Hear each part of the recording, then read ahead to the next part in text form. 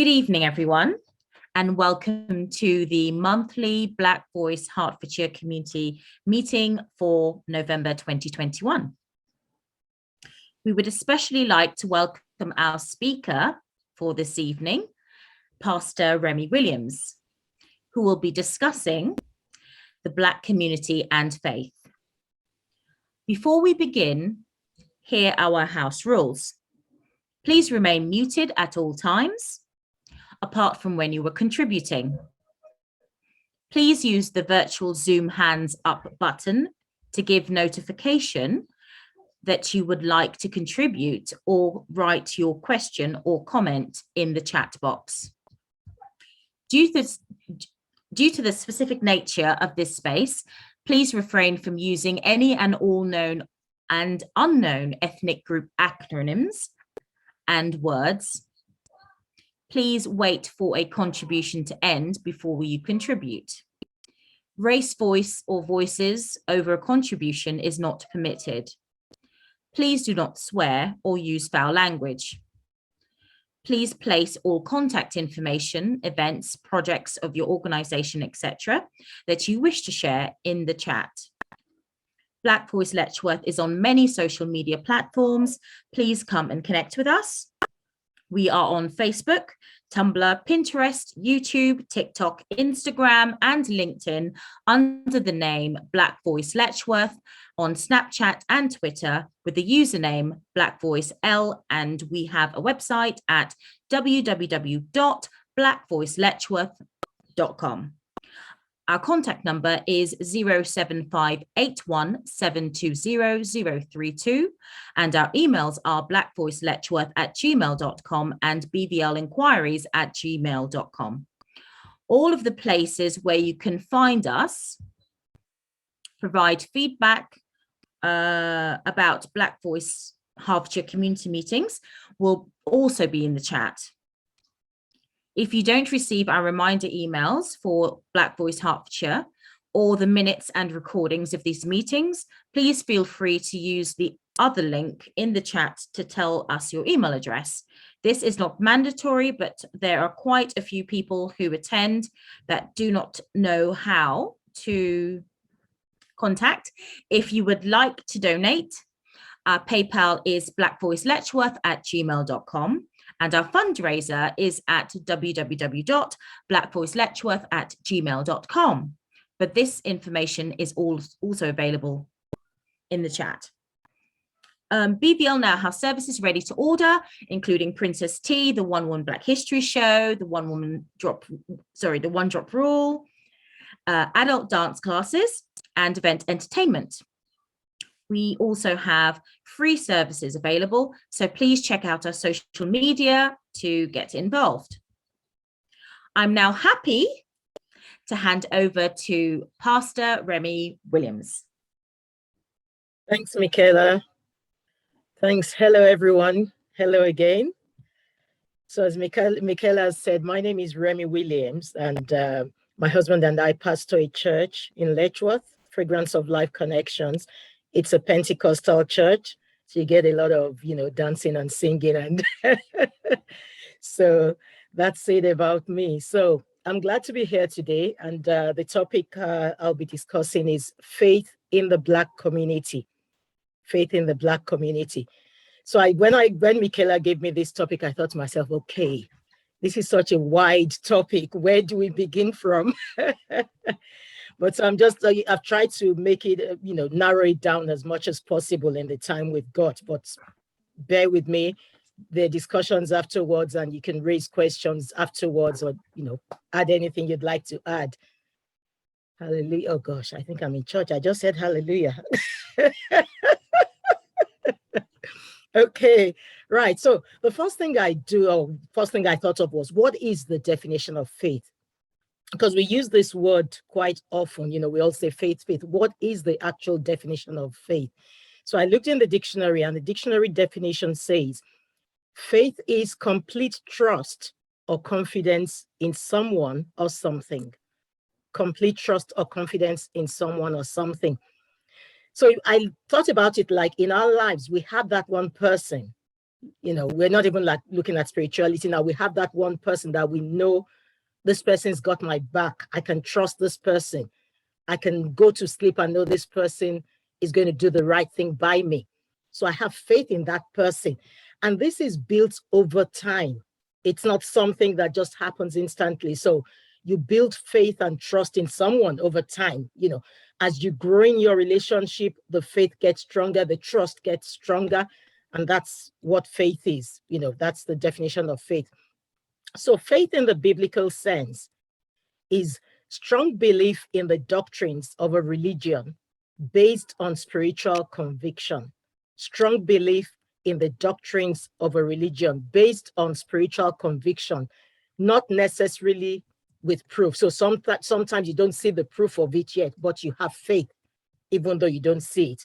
So I'm going to be quoting, I think it's 2 passages I'm going to be quoting just to explain, give more insight, more context into faith. So I'll be quoting from Hebrews chapter 11, verse 1, and I'll quote from the Amplified Version. It says, "Now faith is the assurance, the confirmation, the title deed of the things we hope for, being the proof of things we do not see, and the conviction of their reality.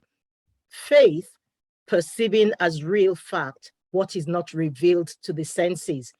So it's that assurance. So you haven't seen something in the physical, but yet you are assured of that thing. You are assured it would manifest. So for example, I believe in a God whom I've never seen physically. I've never seen God physically. Yet my faith has become stronger over the years because I've seen God move in various circumstances that I've prayed about. So that's how I've built my faith. So even though I've never seen God physically, I've built my faith in God through his move in my life, through answers to prayers, and that has built that relationship, and I trust him now implicitly. So that is faith. Faith keeps us going in the midst of despair, especially as a people who have been and are still being afflicted and sidelined. So faith is what keeps us going. Without faith, you end up with hopelessness and you end up with despair. So there's a popular story I like to use when I'm talking about faith, and I'm sure a lot of you have heard this before. It's the story of the donkey that fell in a well. So I'm sure we've all heard it before, but I am going to tell it anyway. So I'll tell the story. So one day, a farmer's donkey fell into an abandoned well. Terrified, the animal cried for hours as the farmer tried to figure out what to do. Finally, he decided the animal was old and impossible to retrieve. He realized the well needed to be filled to prevent future losses. So he invited all his neighbors, "Come help me, guys." And they all grabbed their shovels and began to throw dirt into the well. At first, when the donkey realized he was being buried alive, he cried horribly. Then, to everyone's shock, the donkey quieted down. A few shovel loads later, the farmer looked down the well and was astonished at what he saw. With each shovel of dirt that hit the donkey's back, the donkey would shake it off, take a step up, and got higher and higher. So as the farmer and his neighbors continued to throw dirt on top of the animal, he would shake it off, take another step up, and soon everyone was amazed as the donkey stepped up over the edge of the well and happily trotted off. So the situation at that point looked hopeless for the donkey.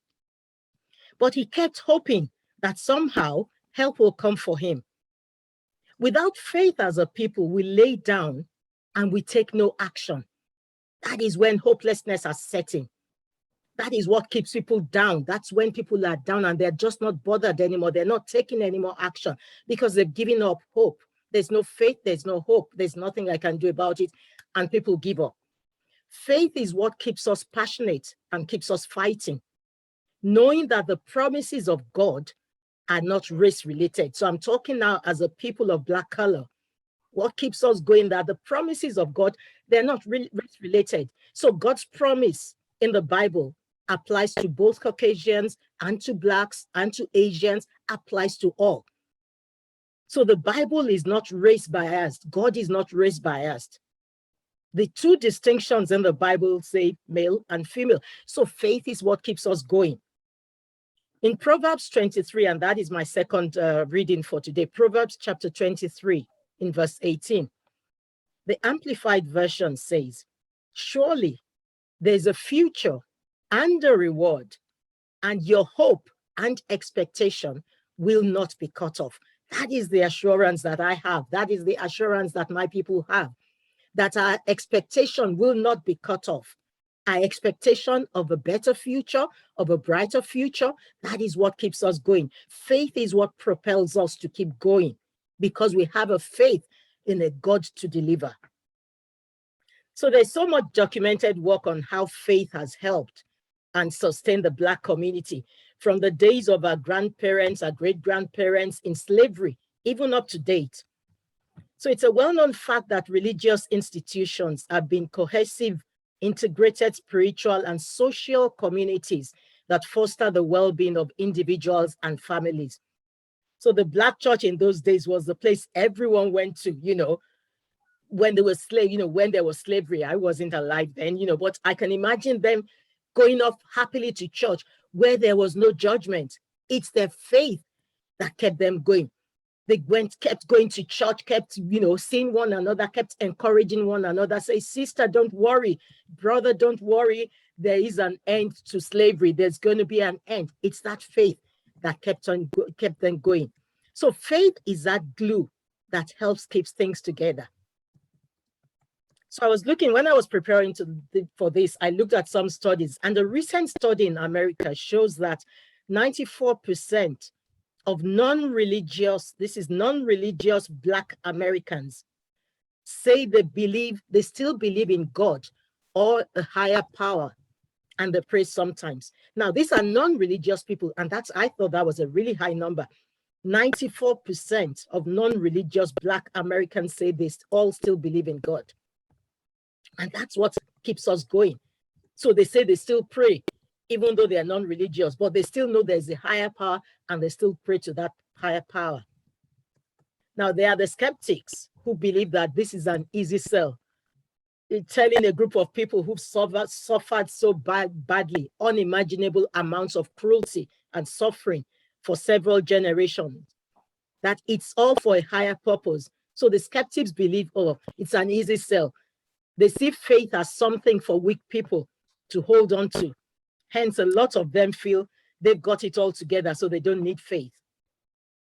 Now, this is where I say personal conviction comes in. So I get sold something. My continued use of that item is dependent on how useful I find it. So say the skeptics are even right, and faith is an easy sell to people that have suffered so much. But when I get sold something, if I have no need for it or it's not useful to me, I get rid of it, and I don't buy any more of that thing. So the same way someone talks to me about belief in God, that is my faith. I have a choice to continue believing or not to believe. And remember what I said earlier, this is my personal one. I believe in a God whom I have not seen physically, yet my faith has become stronger over the years. So you'll think, the other thing I was looking at, that, you think that faith is not as important, because I was dwelling on this, I think it was a couple of years ago. I hope I've just got a couple more to go, Michaela. I'm not running over time, am I? No, you're fine. Okay, all right. So a couple of years ago, I just got thinking, and I was thinking, the younger generation, are they like us? Are they into faith as much as we are? I just got thinking, and I'm talking of the younger generations generally now, not necessarily my children. So looking at their age mates, so teenagers, early 20s, are they really? And I started thinking, the Black community, we're such a faith-based community. I now started thinking, in 10, 20 years, 30, 40 years time, 40 years time, I'm trying to think, will I still be around there? 50, 60 years, when I'm not longer here, what will faith be like in the Black community? And then I started doing some research about that. This was actually during lockdown. I started looking into this, So looking at the young ones, are they going to be people, a faith-based people?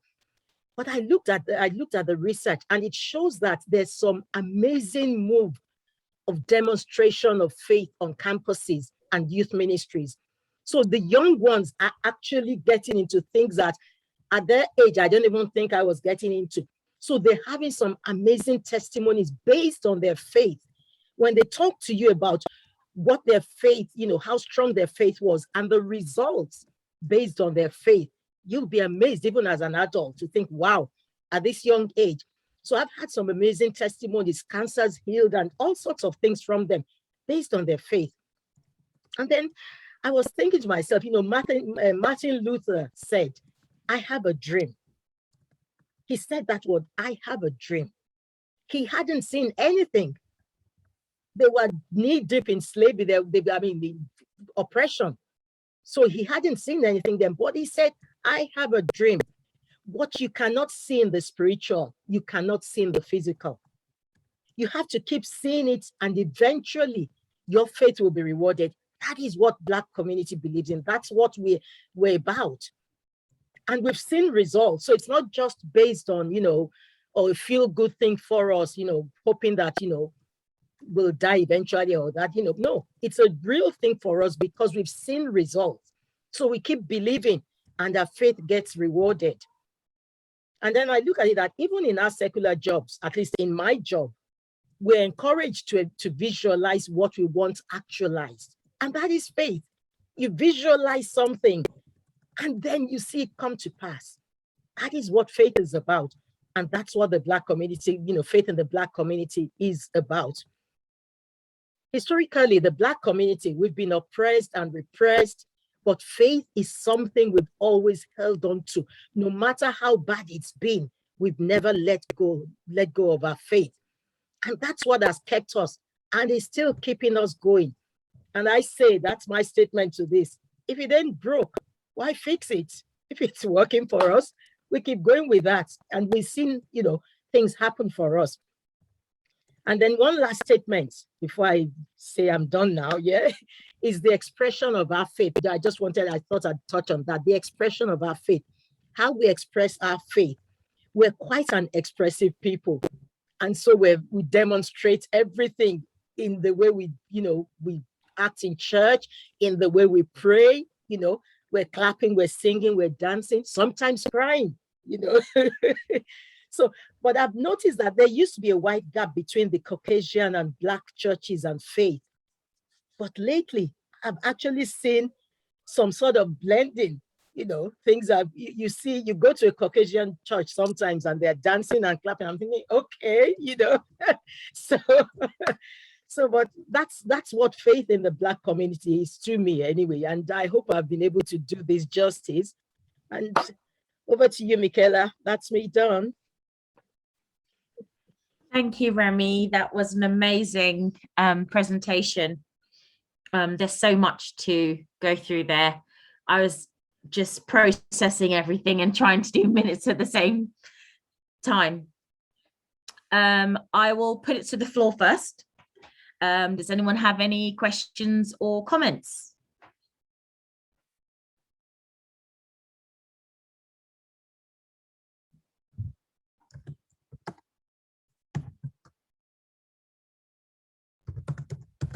Hi, Remy. Hiya. Hi. The story of the donkey, I was brought up on it. I was brought up on the story, and there were always a little ending, but it's the same story. And yes, religion for me in the Afro-Caribbean was very integral to our lives. It was from when we woke up, what we did. There were rituals in death, christenings, wedding, and all these had to be observed. So yes, the stories you have said, they resonate with me because this is how I was brought up. And my faith is very important to my life. So thank you. It was a beautiful, beautiful narrative. Oh, thank you very much. No problem. I'm not going to call you Apple Inc. No, no, sorry. I keep saying I'm going to change it, and I haven't. It's Sonia. I know, Sonia. I'm just pulling your legs. Oh, one day, I'll surprise you all, and I will change it. I will. But it was beautiful, and the Thanks, donkey. Sonia. That's how my grandmother told me too. Yeah. Absolutely. Yeah, my grandmother. And there was all it's like the Nancy stories. It's folklore, you know. And the thing is, I think we need to keep passing on that on to our children as well, and to the young ones, those that we mentor, not necessarily our biological children, even the ones we mentor. We keep passing this on to them, and they keep growing, and it keeps going. Faith is so important. I mean, I say without faith, it's hopelessness. What have we got? So thanks, Sonia. No problem. Thank you very much. And to all of you, and Nancy stories, which is so important. It's folklore, and there's always a moral to a Nancy story. Thank you. Anyone else had anything to contribute before I waffle on? Sorry, Remy, Michaela, before Michaela, sorry about that. I was just going to say, it would be nice to hear something from Val. Yeah. Oh, yes, Val. So because you're looking at it, so it would be nice to hear something from you. I was just thinking, that was my thinking face. I was thinking about the comment in the chat. There's a blend of black culture in white majority churches.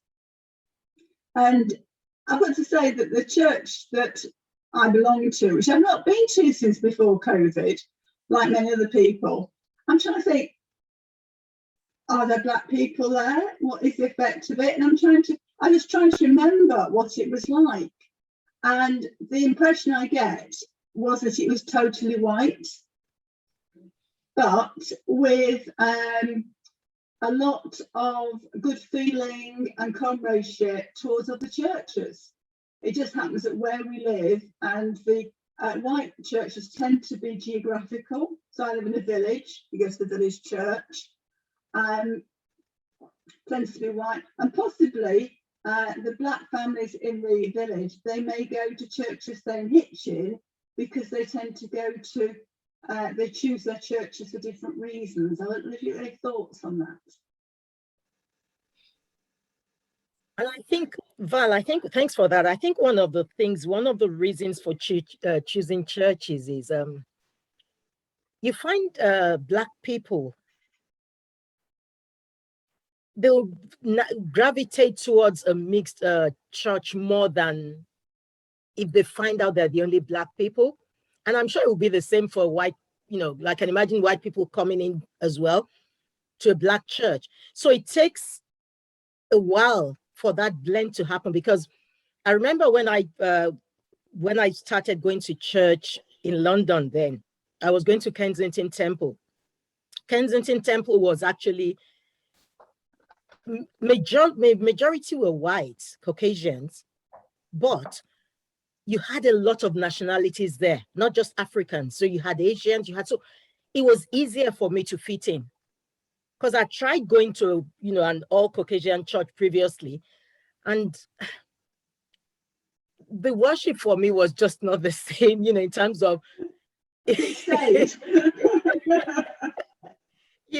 So and I think that's where the blend comes in. And I look at my children, for example, and they go to church as well, and they blend in because the churches are now more blended than us. So they're not predominantly black or predominantly Caucasian anymore. They now have quite a number of churches where they attend, and it's a mix. So I've seen some of their programs on YouTube that I've watched while they're having the programs, and you see it's become more blended and it makes it easier. But what black people look for, they look for that kind of community effect in a church. So when you go to church, it's like a wholesome experience. It's not just about the spirituality. It's about the fact that if I'm in church with you, you're looking out for me. If I need something, you're actually working to sort that thing out for me.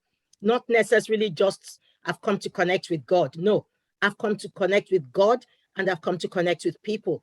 That's that's why what people look for more, that connection.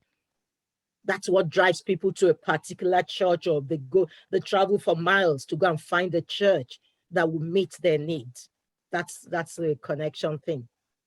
I hope that's answered you, Val. I've waffled on a bit, haven't I? I was just thinking that, because in the church that I go to, I live in Purton, a village, and of course we shake hands before communion, which in the past was to actually sort of any fallings out that you had with your neighbours had to be forgotten on a Sunday.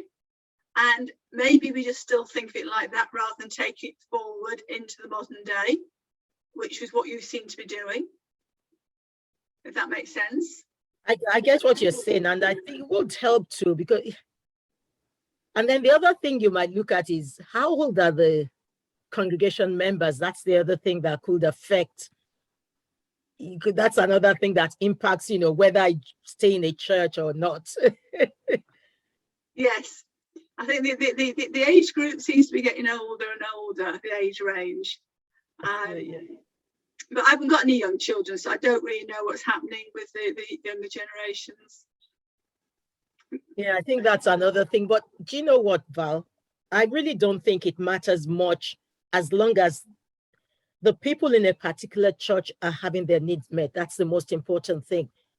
Do you get my point? So Yes, the village church, as long as you're reaching out and meeting the needs of everyone, but you do need to keep checking that you're still doing that.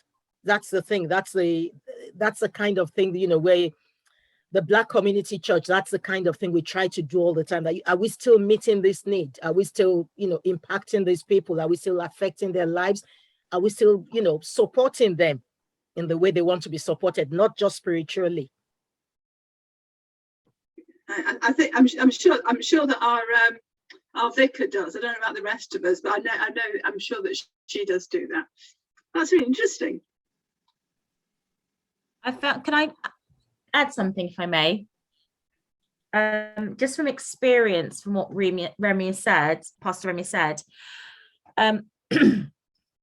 I just found being a member of the congregation in different churches, essentially leaving my home church, that when you're in a majority white led church, I feel like maybe in other parts of the country also, and I have spoken to others outside of the country that have found the same, and not just in churches, even in mosques also. The Black community, as Remy has said, interacts with church in a specific way due to various elements: cultural, historical, emotional, just how we are. And I don't feel that at times, dependent on the leadership, are naturally aware. I think that if you have a mixed leadership that interact with their other leadership peers beyond their job, i.e. they're around their house, they're at social situations, they're able to pick up on certain things that will naturally enable them to serve better. But I find when it's a majority white leadership, whether it be consciously or unconsciously, they how do I put this? They interpret certain behaviors differently, in a negative way. I found that, and friends of mine have found, for example, when it comes to accessing membership, there seems to be more steps for someone who's Black than someone who is white. Is it a racial thing? Possibly, it can be. Sometimes it's just familiarity. So someone who, let's say, is Black, they have an accent, they're culturally dressed, and I've seen hesitancy with getting to know that person. Whereas someone who's white, maybe as affluent as they are, grew up in the village, they used to seeing them about, maybe they may gravitate to them more and will get up that membership ladder quicker. Should it be that way? No. But I'm seeing this in churches a lot. And I think the churches I've spoken to have recognized it and they're making the changes. But when it's not recognized, it can be quite destructive as far as support. And it could be why, if you're trying to get more of the Black community into your church or to support them more, it might be a way of you understanding the connection that culturally what they're looking for, because it's not the same as someone who's white. It's very different. And I don't think that leaders sometimes recognize that, because they have this view of we're all under God's eye, we're all supposed to access in the same way, which is right. Again, we're talking a lot about the Christian faith here. But I just think that there is a cultural element to someone that goes to church, whether it be white, whether you be Indian, whether you be Brazilian, whether you be Russian, with Polish. There is a cultural element. Korean, I went to a Korean church. Their way of worship is very different to the Black community. And I think if you were a Black pastor ministering at a Korean church, you would have to verse yourself on the cultural element of that contributing factor to worship, which is something I see where we're based in Letchworth. I think some churches are struggling with.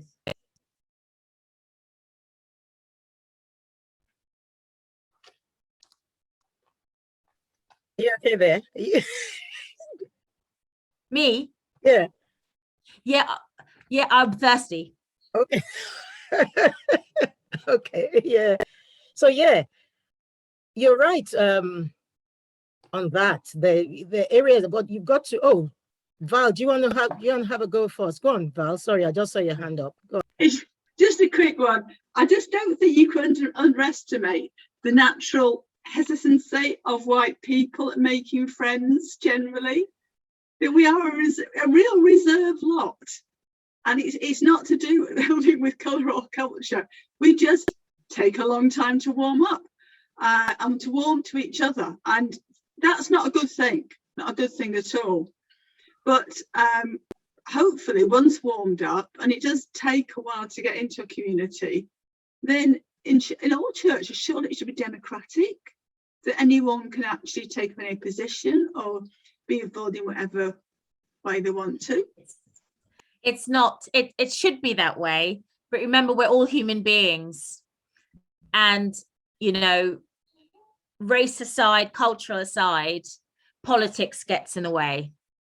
So if we're really honest, these things do happen in our places of faith, whatever your faith is, and the human part of us get in.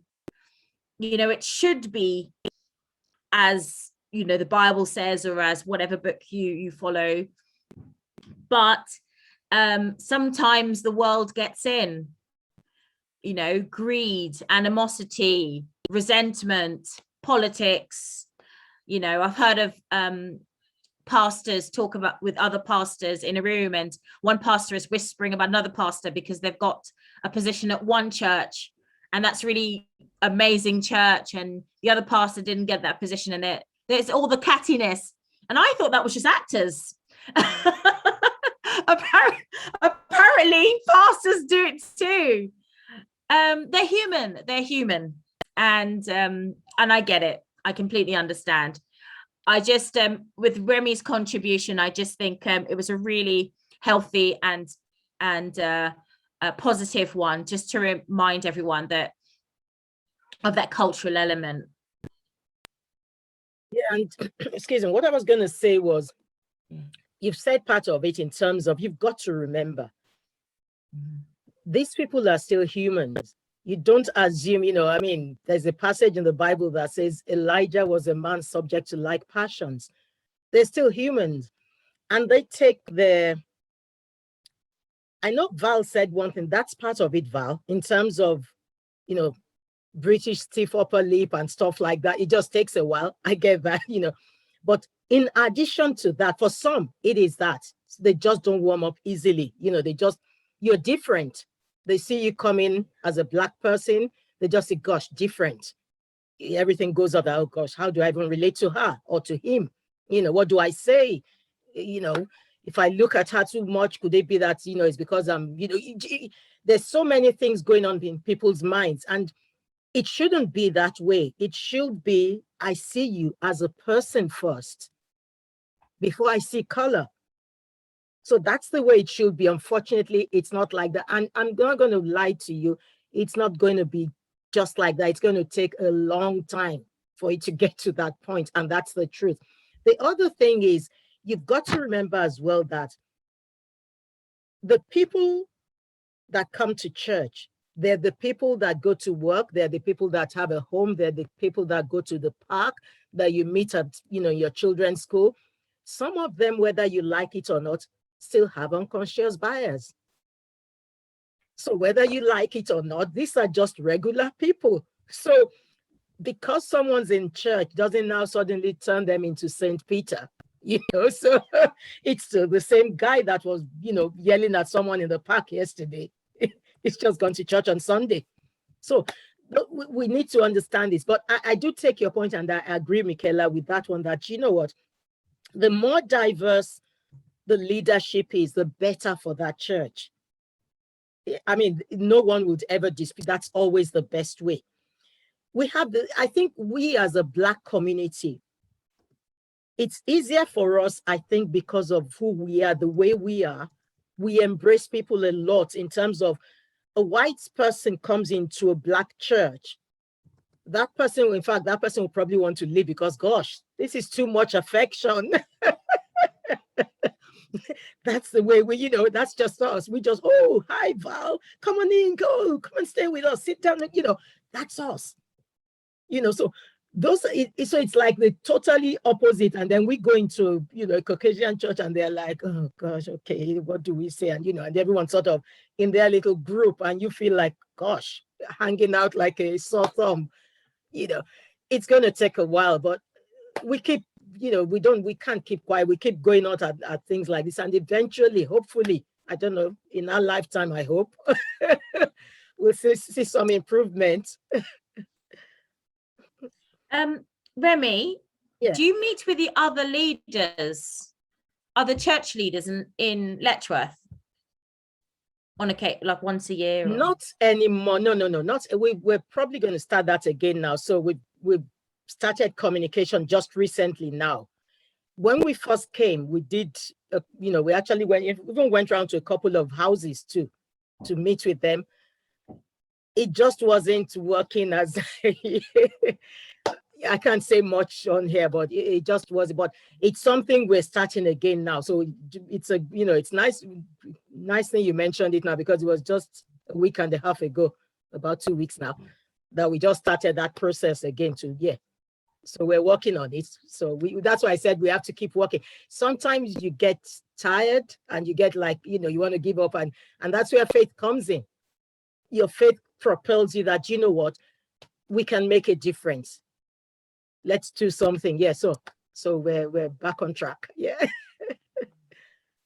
I really appreciate you highlighting about faith and religion aside. I think, let me know if any of you disagree with this. In the Black culture, I feel like just faith, whether you would call yourself having a faith or not, it's just a part of us. It's like, I've heard Black people who've said they're atheists, members of my family being many of them,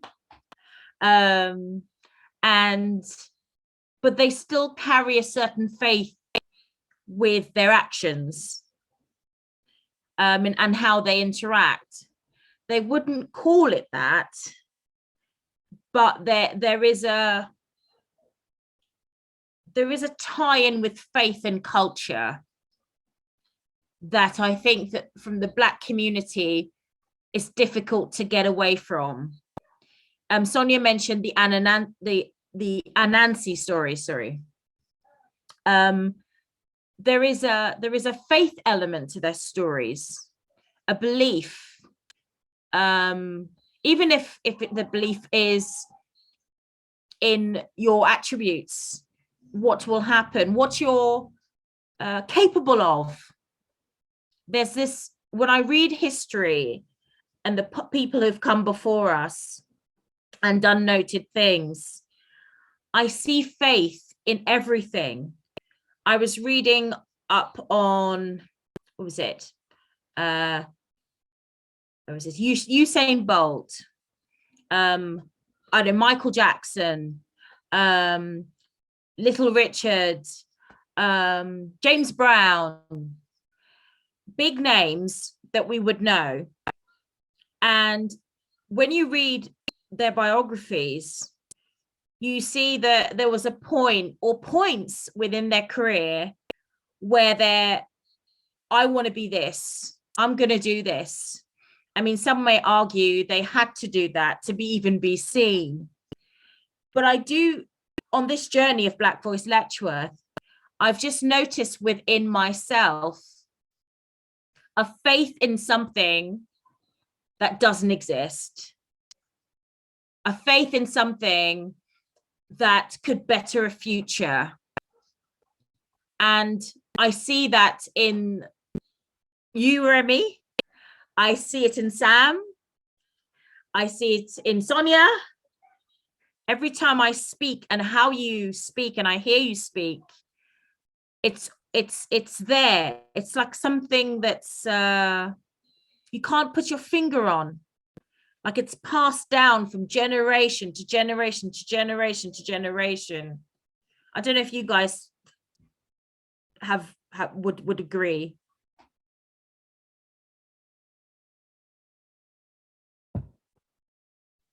Okay, I was waiting for someone else to speak.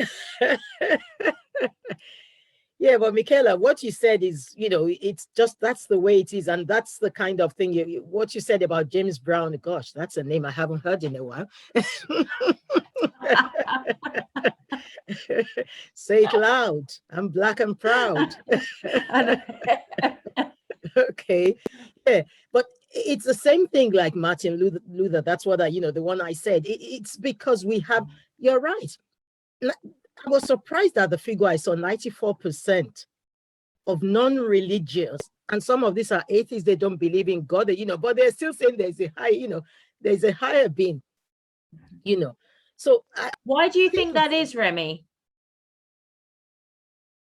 Do you know what? I can't say exactly, because even before Christianity came, because I was reading up on all this, and when Christianity came, say for example, when Christianity came to Africa, before Christianity came to Africa. Wait. You mean started in Africa? Started, you know what I mean? Yeah, started. Sorry. Yeah, started in Africa. Yeah, started in Africa. Our forefathers were, they were idol worshippers, and some of them, and that's still a faith-based thing, because they're still worshiping. There's a place that says in the Bible, to the unknown God. That says that, was it in the Bible? No, sorry. Am I getting that mixed up? Anyway, there's something that says to the unknown God. I think it's in the Bible where somebody was referring to something that you say you're putting up a sign. Yeah, Paul was saying something about you put up a sign to the unknown God, a God you don't know, and that's the same thing. So even as idol worshippers, it's a faith in something. A witch, a wizard is a faith in something. They're not practicing wizardry just on their own. it's a faith in something. It's all still faith-based, you know. So that's why, so I think it's just we're born. Oh, the other thing to look at though is that, you know what, when each of us is born, even a baby that is born, we're born with three, like in Christianity, you've got the Father, the Son, and the Holy Ghost. Yeah. As a person, you're three in one as well. So you've got your spirit, you've got your soul, and you've got your body.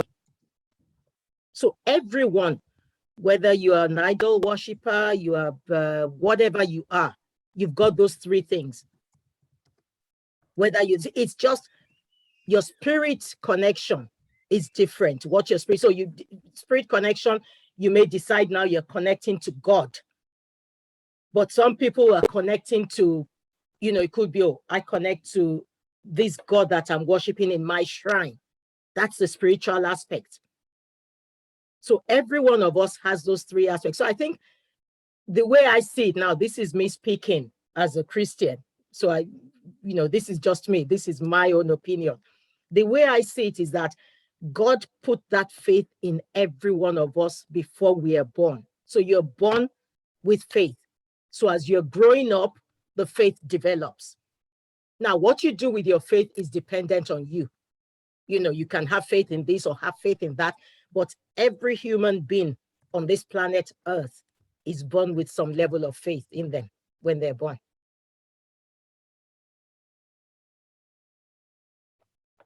So would you say faith is then a requirement for the human existence for survival? An element? It based on, where I was talking about the opposite to me of faith is hopelessness. And I don't want to, I'm not saying this in a light way. A person that takes their own life, it's because they feel it's a hopeless situation. If they had faith, even faith in a person, even faith in, oh, maybe if I speak to Remy, she'll be able to help me. So even that slight little faith in a person, not even necessarily a God, even in a person, might actually help to think, oh, let me not do this at this point in time. I'll speak to Remy first, and then I'll see what happens. So yeah, so I believe it's hopelessness that I think gives, when people give up, it's a hopeless situation. So if we can just keep our faith alive, if we can just keep hope alive, if we can, just that day, let me just try one more day. Let me just keep going one more day. And I think that's what keeps us going as a people. And I think that's what keeps us achieving at the end, because there's a light at the end of the tunnel, whether you like it or not. There's nothing you're going through that eventually at some point, there must be a breaking point. No matter how long you've been in a situation, there must be a breaking point. And that is a faith that keeps you going to that breaking point. So that's, yeah.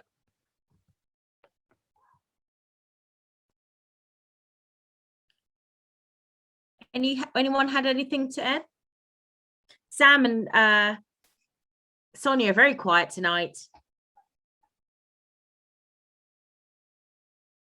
Sam, you there? Yeah, I'm here. I'm listening.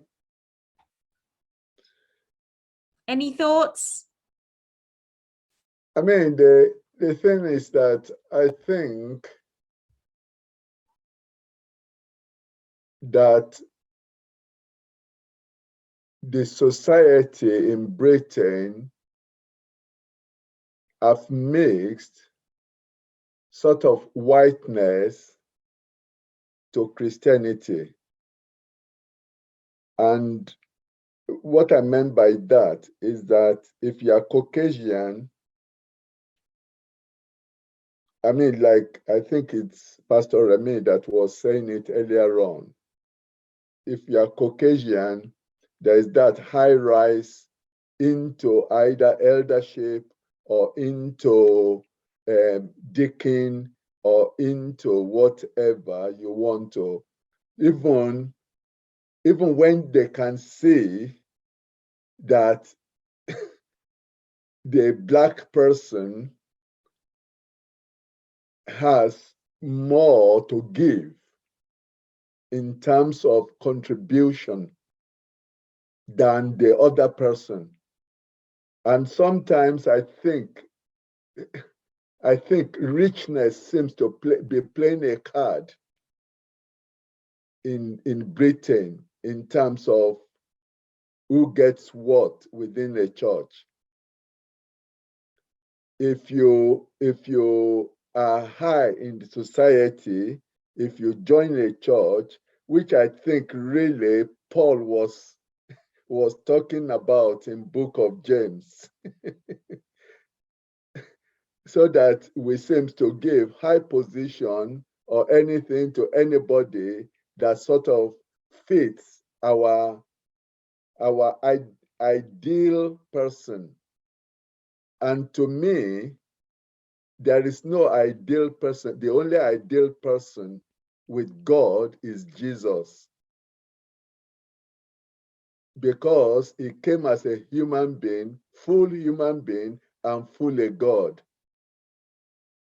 But whilst he was here on earth, he was obedient to every rule and authority.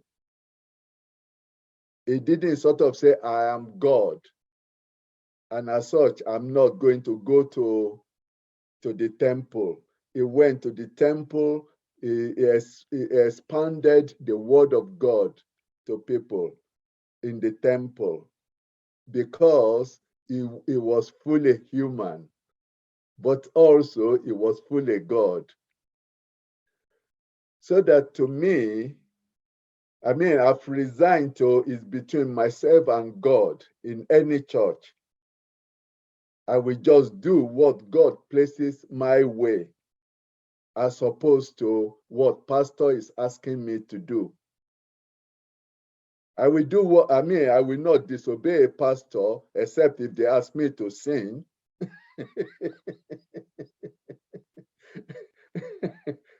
If they ask me to sing, I will just say, sorry, I think we need to draw a line here. So that, that's the way I just obey God rather than the church authority. I still submit to them, but I weigh it together with, is this what God is really saying? Because especially with this social sort of gospel that some people are preaching around now, which to me is just to fit Christianity into British society. And to me, Christianity is not British society. Okay, Christianity does not belong to any society. It's above any society. And if we take it that way, I think even people who are white or black or orange or whatever color that we want to see comes under that, then they will have to obey. Even Paul, he was saying that he was subjecting himself to under Christ. He wasn't sort of try to law it over anybody. But our churches seems not to be doing that. Whether it be Anglican, because I'm an Anglican by confirmation, whether it be Pentecostal, I've been there with them. Whether it be Baptist, I've been there because I lived, when I was in Oshogbo, I lived in the Baptist pastor's house. Okay, I've been to Seventh-day Adventists, I've been with them, so that when it's not, to me, people have just created different denominations in order to either to create their own sort of, let me create my own little church so that I can be in control type of a thing. But it's not about little church or big church. to me is about God. Are we serving God, or are we serving ourselves? So that to me, it's not about going to form my own church because they are not preaching this. I will remain in the church that I believe that God has put me in, or has enabled me to be part of. But if they push me out, I will say, thank you so much. Thank you, bye. Okay, so that I'm not going to say things just flippantly, because I do not believe that. I believe in that our word really matters. That is, if I say yes, you go 1,000 miles and come back, it will still be yes. If I say no, you go 1,000 miles and come back, it will still be no. So that, and that's the way that I've lived my life. I've fought with Anglican bishops because I was a teacher in Nigeria. They wanted to do some things in the school where I was a teacher because it was an Anglican school. I say, you're an Anglican, so am I, just like Paul. Okay, so that I fought with them. I came to England, they terminated my appointment because that's the only way they could get rid of me. But what did God do in England? God gave me, the British Council that sort of supported me in coming to Britain said, your employment in Nigeria has been terminated. If you want to go back to Nigeria, it's up to you. But if you want to remain in England, we will give you sort of visa to remain in England. So that to me, I look unto God, not unto pastor.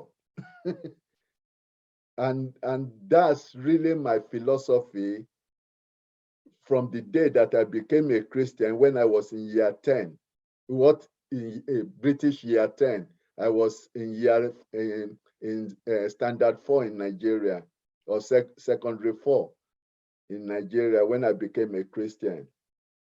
It's not, I became a Christian doesn't mean that I've not sinned since then. I've sinned, but I knew that if I go back to God and say, I'm sorry for what I've done, that He will forgive me. So that is that sort of philosophy that I've been operating on. And I've been doing that now for almost 50 years. And God has never disappointed me. Okay. So, Pastor Remy, I'm not against Pentecostal, but some Pentecostal are even worse than the Anglicans, I'm afraid. Because I've seen some Pentecostal that, are you really talking about Bible, or is that your own sort of voices? And I've been to Pentecostal where it is what they said is what they are doing, and I believe that that's what brought you here tonight. I think, yeah, you know, the thing we have to always, I always go back to this, that you've got to realize that the people that are all in this, they're all human beings.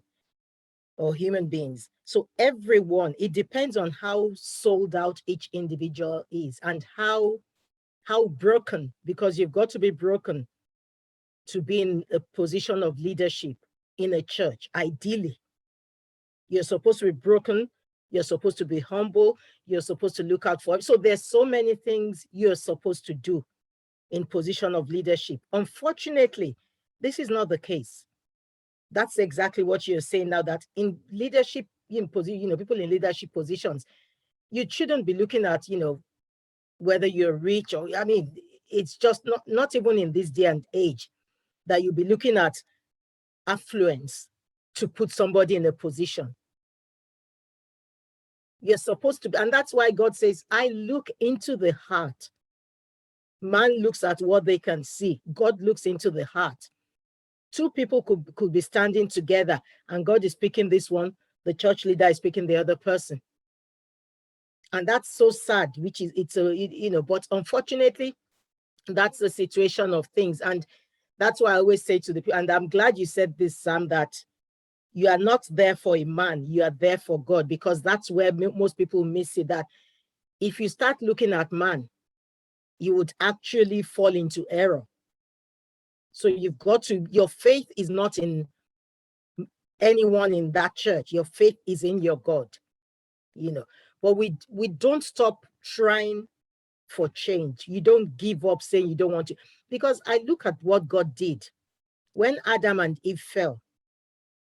God could have left things as they are. He created every one of us. He could have just forgotten about that and, let's move on. We'll do another creation story at some point in time. But God made a choice to send Jesus because he had faith that somehow some of these men that are going to be saved by my son will return back to me. And that's faith in action. So God sent Jesus for that purpose. And so we can't give up and say, we're not good. We have to keep talking. And that's why, I keep saying, well done, Michaela, for this kind of thing that she's doing, because we have to keep raising issues. We have to keep bringing, because if not, then it's hopelessness. Let's just, let's all roll up into a ball and that's it. And just, give up. If we give up at this stage, then what happens to our children? What happens to our grandchildren? So we have to keep saying things. We have to keep pointing things out.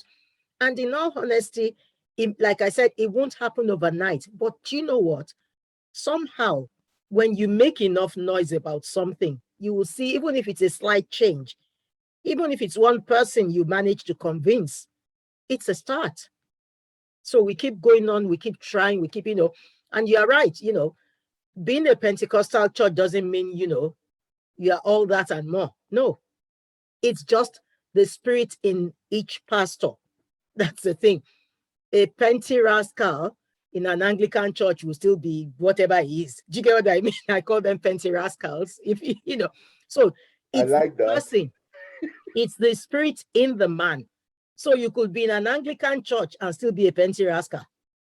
It's the spirit in man. So Pentecostal church, it's that person. Take that person into Church of England or Catholic Church, it will still be the same actions and what so that's it. So you just have to be spirit-led in everything you do, and we keep praying. I never underestimate the power of prayer. I pray for leadership. I pray for our national leaders. I pray for our spiritual leaders at different denominations, because at the end of the day, it's one Christ. Christ says it's just one body. You say, I'm of Paul, I'm of Apollos. What are we saying? So we just keep praying, and hopefully by God's grace we'll see some change. I mean, Could I ask a question? Just before your question, Michaela. Yeah, go, yeah. I just want to say thank you, Sister Remy, because what you shared there really cheered me on. When you've been banging your head against the hierarchies, and the hierarchy seems to be in the way. What you've said there about continue to do what you know is right is really important. I needed to hear that tonight, because within the union, I mean, I've conquered that in schools, because the school that I'm now in, the head and I is just as if we are friends rather than a teacher. okay? But within the union, I seem to be having that. If you look at my profile, it says Black in the British curriculum. All right, I've taken it into different districts. We have about 350 something districts in the union that I'm in, and many of the districts that I've taken it to that invited me. Remember, I said 350 something. I sent email to all of them, but only about 20 have invited me out of that. Why? Because they think that I'm trying to do something that the executives should be doing, but the executive are not doing it. And because they are not doing it, they do not want me to do it. Which to me is just nonsense, because I came from a background that even my first degree, I use African sort of resources to write my thesis. So I know what I'm saying. I'm not one of the people that grew up in Britain that just, oh, they have a sculpture in their house. Oh, this is Africa. No, I'm not from Africa. I'm a Yoruba person from Nigeria. So I know where I'm coming from.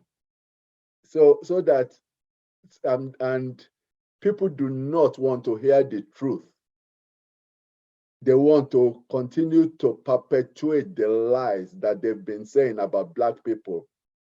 We were melting metals when in Britain they were still working on the fields without any house.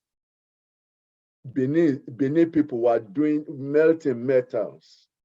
We had walls. If I do not know whether you know of Benin Wall, okay, that surround, I mean, even in Zimbabwe, they have the wall in Zimbabwe too, okay, that when Britain was still in prehistoric, we were already living in that. But because Britain took some people from Africa, over 2 million people from Africa to the West Indies, they think that, I mean, for example, when they saw Benin Head, oh, I've taken it downstairs. I think I have it here.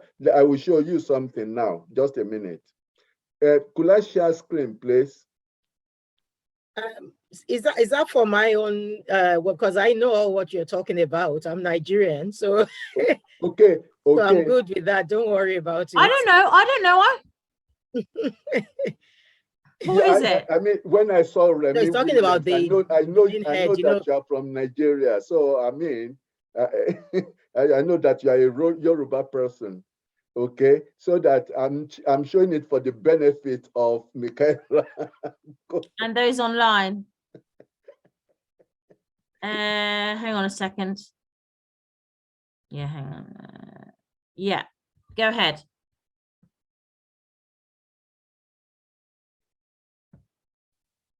Just Sam? a minute.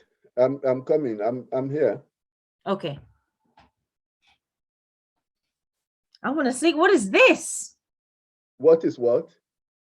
What are you going to show? I want to see what you show. You will see now. Remy looks like she's seen this 50 times. You what? Remy, her face. She no, looks like no, it's no. I'm just no, not at all. Not really. It's just you will see it. It's I think it's going to show. So, do you have a real head, or you're going to show pictures? I'm going to show the pictures now. Yeah. I want to see. She wants to see. Just a minute. I need to book my ticket to Africa. Okay. Telling me stories. I will give you places where you are to go. I need to go. Where is it now? I just need to cancel that and come back again. Yeah.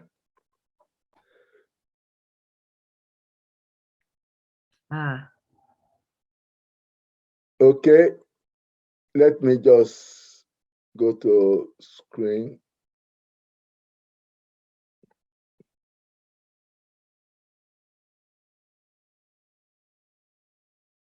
Okay, if you look at this, Buraima in Oshogo created this, which was to be, I mean, you are talking about Yoruba people or African people being religious.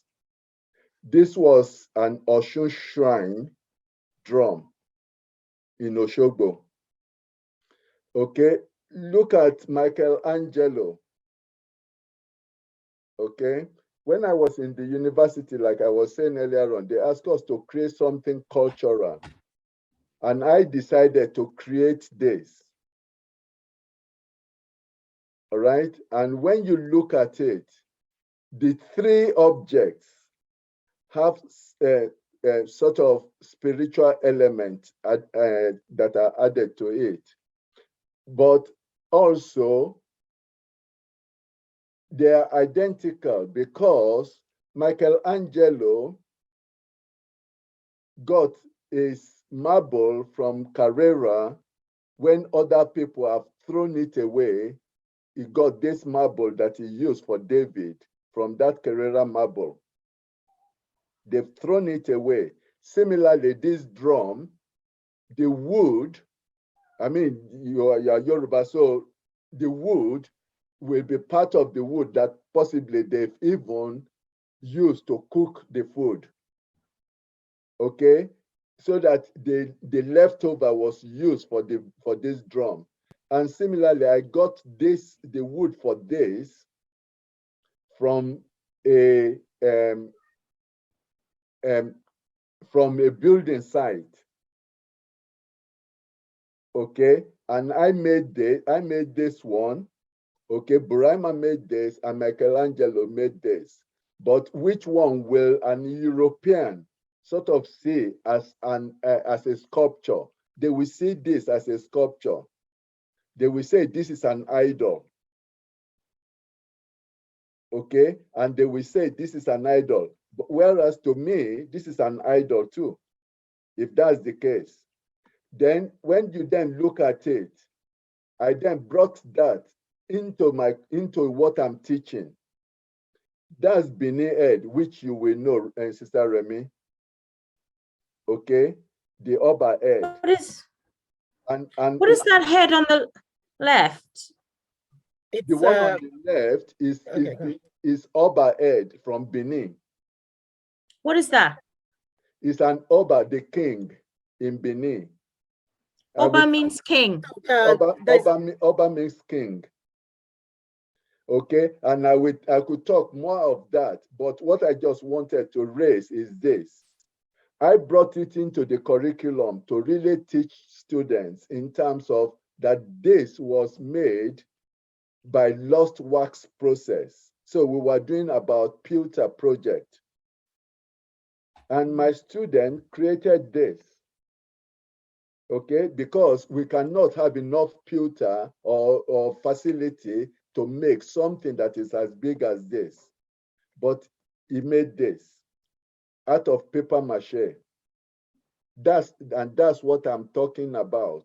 So that we need to start to see black as something that is something positive, is something that could contribute more to this society. And by not making use of us, making use of the knowledge and the skills that we have, then they are cheating themselves. I mean, like Yoruba people will say, they are the one that is at loss because they are not gaining the fullest that they could gain from us. Okay, and it's not just that. Another student made this, which you will know also, the first tax symbol. Okay, and that Festac symbol was really a pendant. But I brought this sculpture from Nigeria, and a student went and researched it. I didn't take this to school.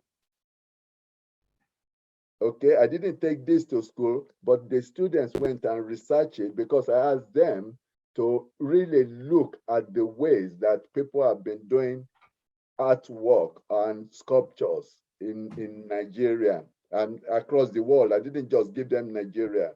I told them to look at three: China, India, and any countries in Africa. But majority of them knew, I mean, they know that I'm from Nigeria. So they went and studied Nigeria instead.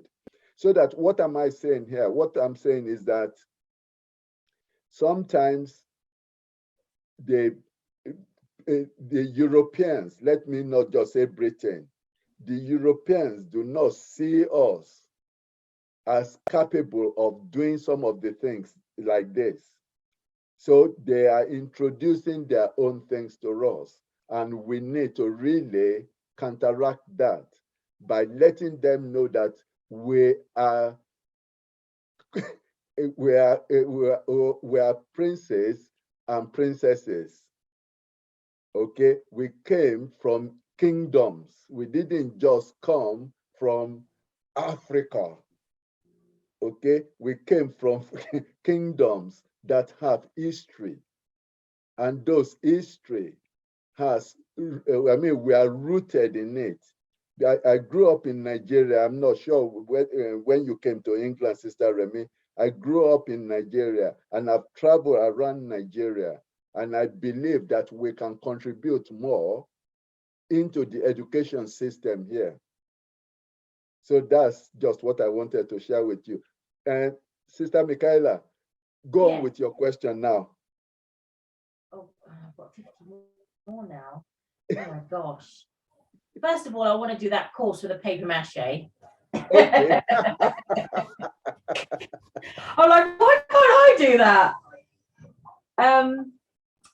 Yeah, we're going to get Sam to do a course. Okay. We need to, because the settlement, I'm in talks at the moment with the settlement chair about Black history course, something or other.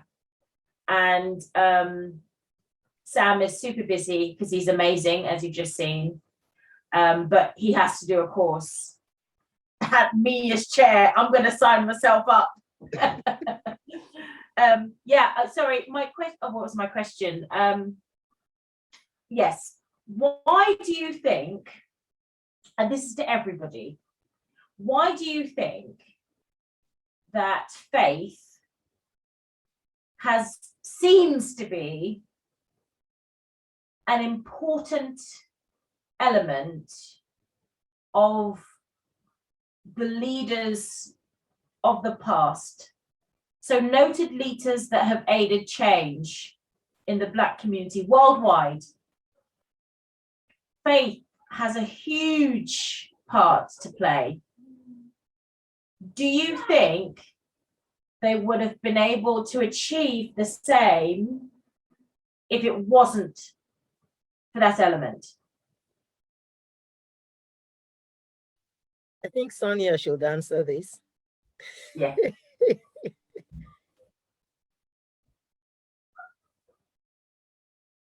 Tony, you there? Sonia?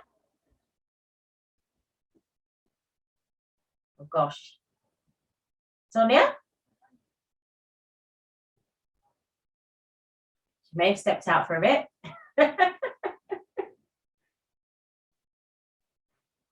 I think I've already answered that previously, Yes, Michaela. Yeah. So I think so that's why I wanted somebody else's view, because I already answered that, in terms of I just faith. wanted to know if anyone had any other thoughts on it, why it's such an important element. I mean, you can say the environment. I mean, for me personally, I believe that there's a plan and things have happened that way for a reason. Everything that they have fought against, it's my personal belief that it's a spiritual fight, and therefore you need a spiritual being up against that fight. And that's why, quote unquote, faith is an integral part of that change. So was your no? I think what you've answered now seems different from your question. Was, I'm trying to get this right now, was the leaders of the past. Yeah. Why do we think faith played an important role in their actions or their decision, or and which leaders are we talking about now? Are they black leaders, Caucasian Martin Luther leaders? King, Okay. not truly. Harriet. We're Harriet talking Tubman. basically about black leaders. Yeah, known black leaders that have aided change to the world we live in today.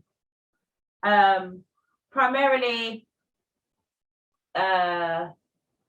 since slavery, maybe even a bit before, to be honest. There does seem an element of faith, but I think actually what I'm asking is primarily those who've contributed to the world we live in today, aided the change of law, aided how we interact, how we see black people, how we treat black people.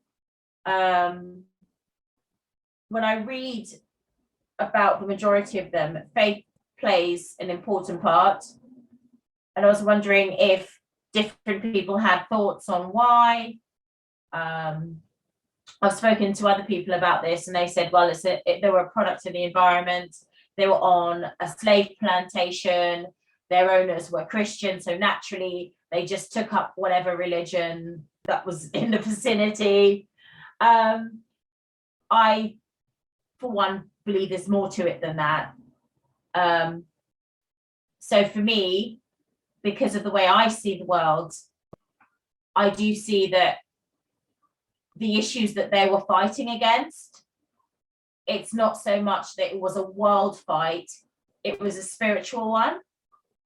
And it's my belief that they had to be spiritual beings with a spiritual belief to fight against what they were fighting against. They had to have that, and had to draw that strength from their faith to get through.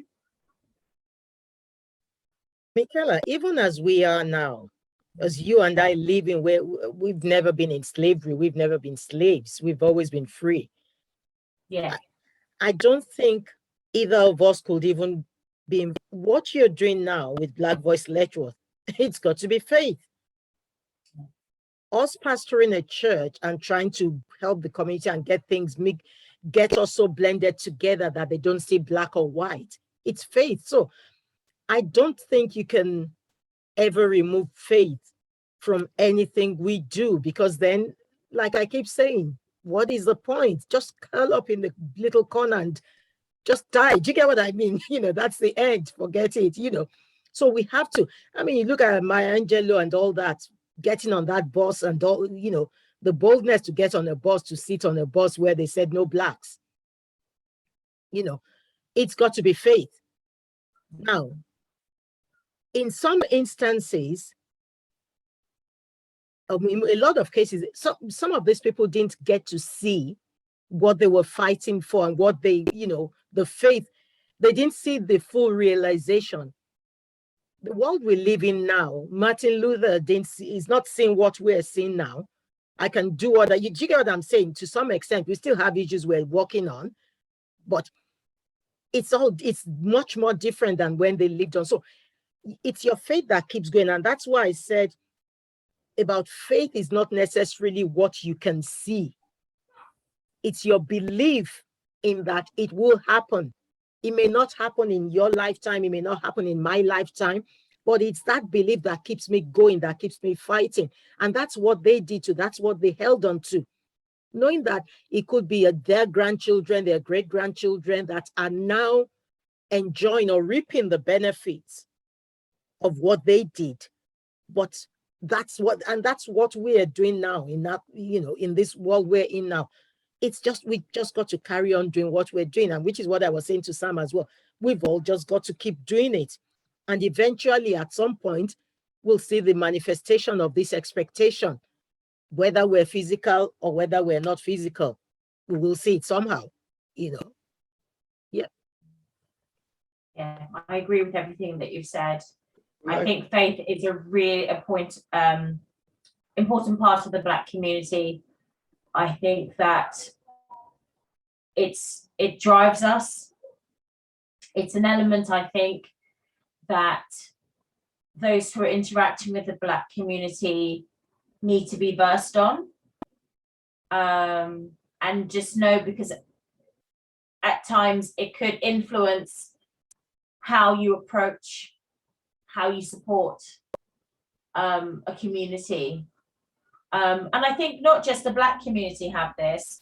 I think other communities have this element also with faith. And I think, obviously, we're Black, so we're talking about the Black community. I think sometimes the faith element and how it transcends through our family, how we raise our kids, interaction with husband and wife, friendship, faith plays a huge part in everything. And it's important to understand how we manifest that faith. For example, you made the example of, when you go to a Black majority church, the worship is very different to when you go to a majority white church. It's more kind of open, and people maybe tend to be more touchy-feely and maybe a bit louder possibly. And a majority white church generally tends to be slightly different, rightly so, because it's different types of people. But I think it's important to recognize that, because it could affect how you give support, whether you're in an institution, whether in a church, whether you're in any faith-based environment. I think it's important to really recognize and be versed on how the Black community sees faith. I agree with you on that, Michaela. And I wish Val was still here, because I wanted to use, ask a question with an example to say, because she mentioned about her church, and, it's in a village church, which naturally will be majority, probably totally white, actually, because it's a village church. It's Not just but totally white, but totally old people. I think she just said they're getting older. I think she did say they're getting older there, But what I mean is, can you imagine? Yeah. I'm very expressive. I'm one, most Black, majority of Blacks are naturally, that's how we are. That's how we're wired. We're very expressive. So I can imagine if Val invites me to her church, for example, it's going to be pretty difficult for me to contain myself, and I'm just not wired, and it's really going to be difficult. Now, what may sort of temper it down for me would be probably, if I get there and everything is said in a, low, when we preach, Michaela, how, when we're preaching, So, yes, and those are the kind of things so they need to understand, if I get there and I suddenly clap, they don't all sort of look back and say, yeah, well, who was that? And those are because for me, that already it's stigmatizing me. You're all looking at me. I'm the only Black person in that church. And then I hear something, pastor finally says something like, oh, yeah, and then of course, that already puts me like, oh, great. I shouldn't do this again. And I'm already like, then if I'm having to pretend and not be who I am, That's Yeah. when I start thinking, oh, maybe I shouldn't be here. And that's I the was kind at of a support. conference, as you said that point, Remy. It was a conference at a church in Letchworth. I'm not going to name the church. And I was so excited and moved by what the gentleman was saying. So I was just responding how I was like, yes, yes, and clapping. And then he told, you're going to laugh. He told a story about how one time he was doing a sermon or something at another church, and a member of the congregation kept on being louder than everybody else, and he knew it was a spirit. So he was basically overtly saying that I had a bad spirit in me. And after that, I was like, hang on a minute, is he trying to say that I'm basically an evil spirit trying to ruin his sermon? So that this is why. That's the kind of thing. This is the kind. Yes, that's why we don't want to clap, because we don't want people like getting out their holy water and their oil, and all we want to be is just black. We want to jump up and sing and rejoice. And then there's people, wanting deliverance, to do deliverance. The spirit in the bottle.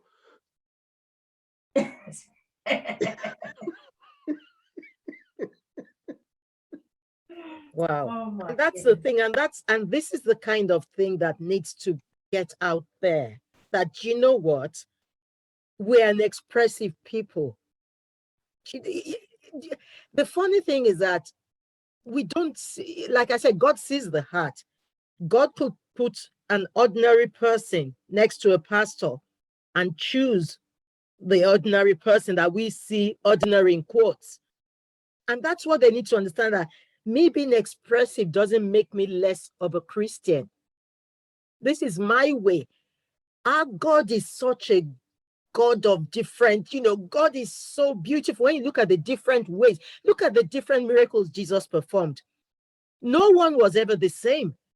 Different ways, very innovative, and that's so God. Can you imagine if God just made us and we're all the same?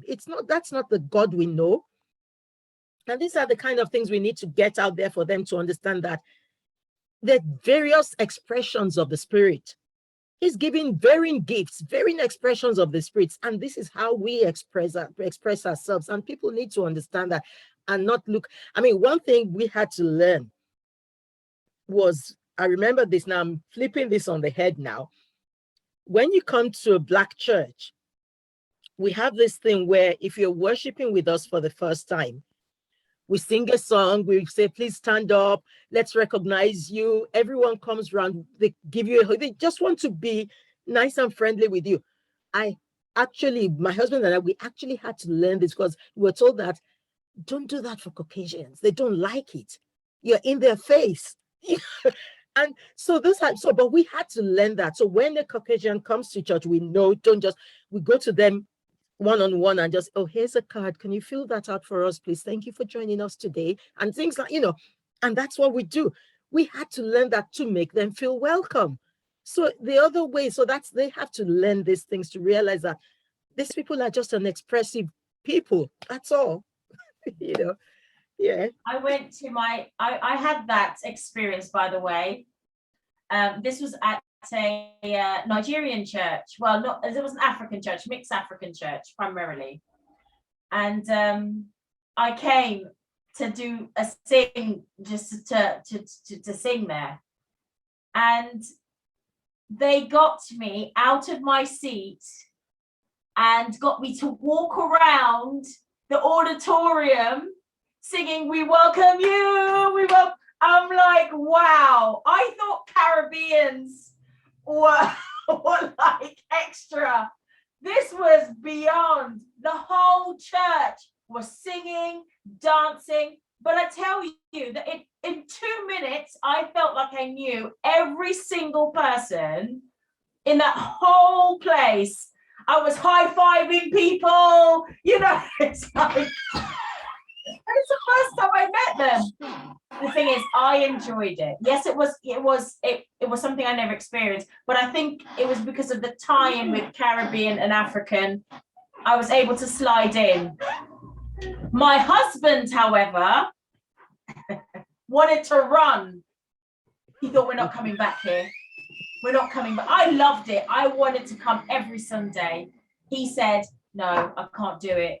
I can't, it's too much. It's just too much. I just want to go and sit quietly.